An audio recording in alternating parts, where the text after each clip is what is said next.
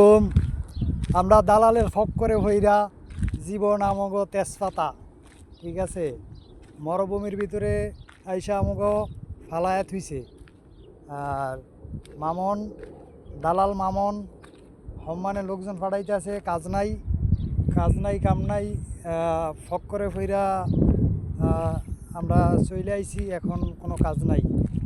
তো আমরা আশা করবো দালালের ছবিটা এই ভিডিওর মাধ্যমে আপলোড করার জন্য ট্রাই করুন।